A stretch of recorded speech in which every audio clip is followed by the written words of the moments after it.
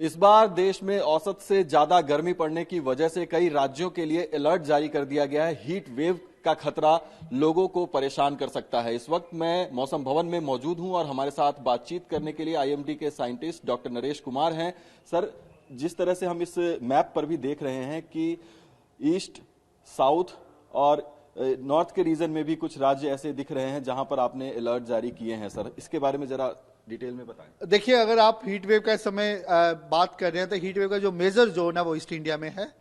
वो काफी दिनों से कंटिन्यूस प्रिवेल कर रहा है। अगर मैं इस चित्र के माध्यम से आपको समझाना चाहूं, इसके लिए हमने वेस्ट बंगाल में रेड अलर्ट दे रखा है। पिछले आने वाले 3 दिनों के लिए वहां रेड अलर्ट है, उसके बाद ऑरेंज अलर्ट है। और इसके अलावा बिहार, झारखंड, वेस्ट बंगाल, सब हिमालयन वेस्ट बंगाल, वहां पे भी हमने ऑरेंज अलर्ट दे रखा है।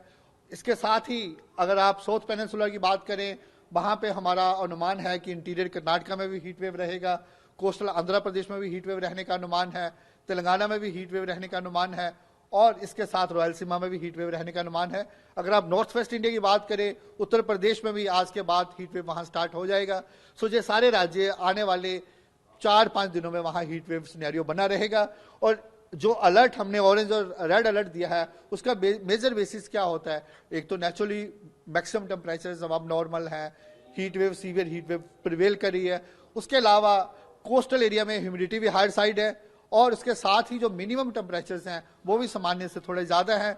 इनको मद्देनजर रखते हुए हमने स्पेसिफिकली ईस्ट इंडिया में ऑरेंज अलर्ट और रेड अलर्ट दे रखा है। और अगर आप बाकी नॉर्थ प्लेन्स और नॉर्थ वेस्ट इंडिया की बात करें, उत्तर प्रदेश को छोड़ के, वहां पे भी टेम्परेचर सामान्य है या सामान्य से 1-2 डिग्री ज्यादा बता सकते हैं, वैसे रहेंगे। और वहां आने वाले 5 दिनों में कोई हीट वेव का ज्यादा कोई पॉसिबिलिटी हमें नजर नहीं आ रहा। सर, चूंकि इन तमाम राज्यों में दूसरे चरण में चुनाव भी होने हैं, मतदान भी होने हैं, तो लोगों को घरों से बाहर भी निकलना है। ऐसे में क्या चुनाव आयोग को भी आप लोग इनपुट्स देते हैं और उनको भी अलर्ट करते हैं कि वो किस तरीके से आगे इस चीज को कम्युनिकेट करें ताकि स्थिति को संभाला जाए? बिल्कुल, हम इसके लिए साल से हम इलेक्शन कमीशन के लिए स्पेशल बुलेटिन इशू करते हैं, साथ में एडवाइजरी इशू करते हैं। जैसे हमने हीट वेव दे रखा है और डिफरेंट कलर्स के लिए क्या प्रिकॉशंस लेनी चाहिए, जो एनडीएमए की गाइडलाइंस है वो हम साथ में लगाते हैं। जैसे येलो, ऑरेंज और रेड अलर्ट के लिए, जैसे रेड अलर्ट दिया है तो लोगों को बहुत हाई प्रिकॉशंस लेनी चाहिए। स्पेसिफिकली जो ओल्डर एज हैं, जहाँ उनके लिए स्पेशल प्रिकॉशंस का जरूरत है।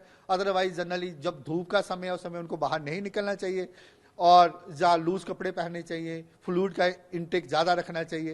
ये सारी प्रिकॉशंस हम अपने बुलेटिन के साथ लगा कर भेजते हैं। और वैसे भी समर के टाइम हम स्पेशल 2 बुलेटिन इशू करते हैं। एक सुबह 8 बजे 24 आवर्स में हीट वेव का सिनेरियो कैसे रहेगा, उसके बाद एक डिटेल बुलेटिन हम इवनिंग को 4 बजे इशू करते हैं।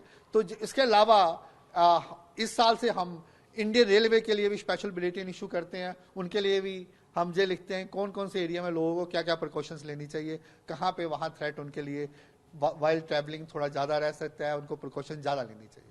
तमाम प्रिकॉशंस के बावजूद अभी 1 हफ्ते का फोरकास्ट है, लेकिन आगे चल के भी इस बार जो ओवरऑल गर्मी की संभावना है वो ज्यादा बताई जा रही है, उसके बारे में क्या जाए? देखिए, वो जो हमारा हमने आउटलुक दिया था उस अनुमान के हिसाब से हमारा यही अनुमान था अप्रैल मई जून में हीट वेव सामान्य से ज्यादा रहेगी।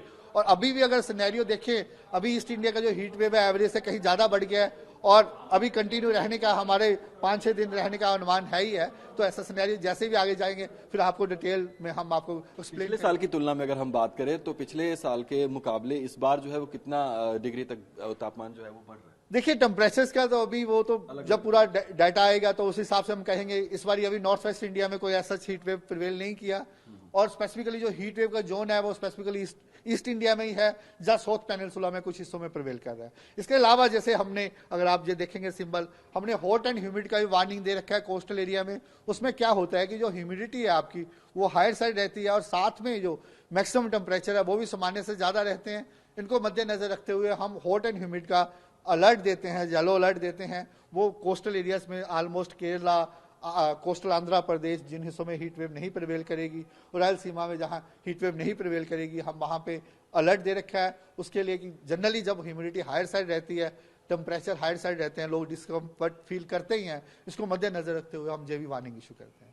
धन्यवाद हमें तमाम जानकारी देने के लिए। तो आने वाले दिनों के लिए लोगों को सावधान रहने की जरूरत है और तैयारी के साथ मतदान करने के लिए निकले, ये भी आवश्यक है। अगर सुबह के समय निकले तो उनके लिए ज्यादा बेहतर होगा, क्योंकि इन तमाम राज्यों में दूसरे चरण में चुनाव होने वाले हैं। लेकिन आप देख सकते हैं कि यहाँ पर पश्चिम बंगाल के लिए तो पूरी तरीके से रेड अलर्ट घोषित कर दिया गया, उसके साथ ही उड़ीसा भी है, वहां के लिए भी अलर्ट है। और ये तमाम ऐसे राज्य हैं, कुल 12 राज्यों को इसमें मेंशन किया गया है जहां पर हीट वेव का खतरा है, और इन तमाम राज्यों की 89 सीटों पर दूसरे चरण में मतदान होने हैं। ऐसे में मतदाताओं के लिए मुश्किल होने वाली, लेकिन साथ ही साथ एडवाइजरी भी जारी की है मौसम विभाग ने कि लोग किस तरीके से सावधानी से चल सकते हैं और मतदान भी कर सकते हैं और अपने सेहत का भी ख्याल रख सकते हैं। टीवी 9 भारतवर्ष के लिए नदीम के साथ दिल्ली से मैं अभिजीत ठाकुर।